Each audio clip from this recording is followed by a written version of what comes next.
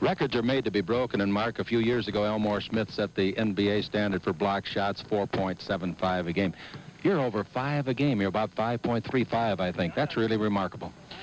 Well, it's, I've tried to improve on it every year, and this year I am, that was one of my goals, is to try and stay over 5 a game. And so far I've been able to do it. I think if I can maintain it through most of the first half of the season, I'll be able to do it throughout the season. What's the secret to blocking shots, in your opinion?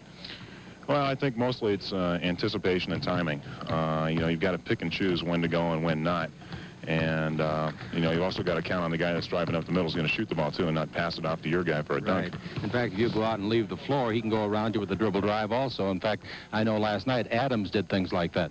Right, and I have to remember, too, that I'm the last line of defense, and so it's important for me to keep my position back there. But, a lot of times guys come in and they think they've got an easy layup, and they don't see me out of the corner of their eye, and I can get a few that way. How can they miss you at 7'4", or are you bigger than that?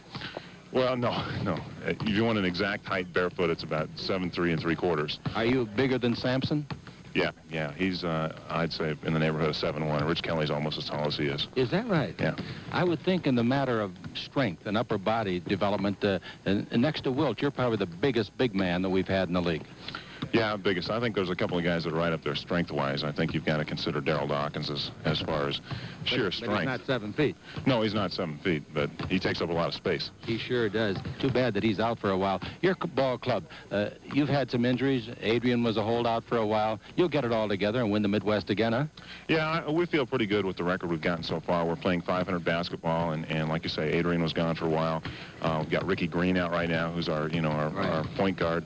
And, little things like that. But I think that overall we're pretty happy with the way the season has gone so far. And, as long as we keep the division leaders within reach and play consistently, we'll be okay. You're only 25 years of age, Westminster High School, Cypress College, UCLA, very little action there, drafted in the 4th round. You got to be tremendously pleased with your achievement being here and a star in the NBA. I'm happy with what I've accomplished so far. There's so much more that I want to do still, but, I'm grateful to the Jazz that they gave me the chance to play here, and, I've tried to make the most of it. Frank must be a nice man to work for. He really is. He's a very motivational person on the floor, and yet off the court he still wants to know, if you called your mother last Wednesday or last Sunday. Yeah, he's very concerned about the people off the floor and that their family life is okay and that things are going well for all the players here, so that's kind of nice. Now, I think your family's mom and dad and 2 sisters. Right, they live in Westminster. Hi. Are they large people, too? Yeah, my dad's about 6'9", and my mother's about 6 foot, so great. It runs in the family. And you're married? How big is your wife? She's about 5'5". Are you kidding me? What can I say? The tall ones just weren't available when I was looking. I love it, and she's just as beautiful as you are handsome. Now, let's talk about some of the tough centers for you to go against, to match up, their styles and so forth. Let's take Kareem, for example. Does he give you any particular problems? Yeah, he's very effective because of the hook shot. That's the premier shot of a big man, and it's very difficult to try and get him to go the other way. He's really good at getting that out, and even if he gets pushed out of position, he's very consistent with that shot. So he's probably the toughest center overall from a pure scoring standpoint. Parrish good? Parrish is good, yeah, but occasionally I can get a couple of his. Now, we've talked about your upper body strength. You work hard on it in the off season? Yeah, I've been on a weight program now for about the last 3 years, pretty consistent. Even during the season, I try and get in at least once a week and lift. And I think it's been very helpful, especially during the season, because you have, if you play a lot, your body runs down as the season goes on. And I found that, like last season during the playoffs, I wasn't quite as strong as I would have hoped I had been. And so this year, I'm working even harder on it. Now, another thing that I notice about you is your posture. It's absolutely perfect posture. Well, you have to thank my dad for that, because he always, if I hunched over, he'd just come along and belt me one right in between the shoulder blades, and that straightened me right up. I think that's good for parents to say, hey, stand up tall, be proud. Yeah, it is. It's, there's so many tall guys running around that are hunched over and look like they're not proud of their height, and it's really sad to see. Well, I'm glad I got a chance to talk to you. Thank you. Thank you. Mark Eaton, ladies and gentlemen, and we'll be back with more on the Lakers Basketball Network.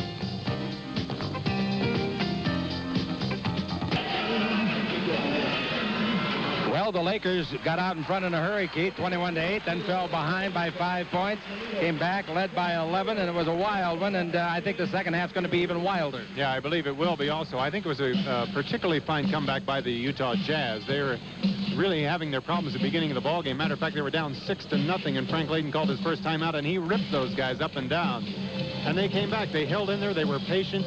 You know, Darrell Griffith went out of the ball game, and Hansen came in and did a real nice job. I thought that the Lakers did a good job of coming back, too, in face of this big, very boisterous crowd. Now, Magic Johnson had 8 assists in that first half, and he was dishing off some beauty. He really was. Magic at one time down the floor, just looking to his left. The way he does that, you said that he's got eyes in his ears. He must have. His ear was the only thing pointing that direction. He threw that ball right between a couple of players. Johnny Drew was the leading scorer in the first half for the Utah Jazz. Drew, as we say, is not afraid to put it up, and sometimes they have to ice him down.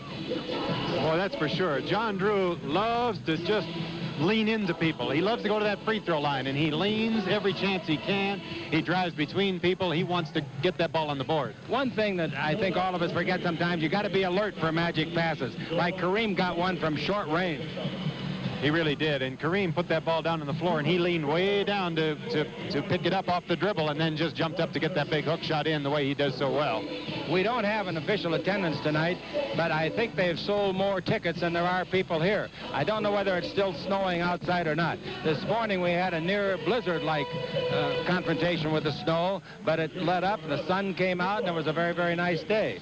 But thinking about this basketball game, I believe that the Los Angeles Lakers are going to be hard-pressed in the second half. Their lead is just 61-53, and so when they come back out, I'm sure that the eyes and the thoughts probably will be on whether or not Dantley can be a contributing factor. Adrian Dantley sat out quite a bit there in that second quarter, but then he did come in for that last play when they had 5 seconds left to go, so he can play, and I'm not sure if it's just limited amounts of time or not. Maybe Frank Layden can tell you when you talk to him. We'll find out. All right. The score, 61-53. The Los Angeles Lakers leading it here at the Salt Palace in Salt Lake City.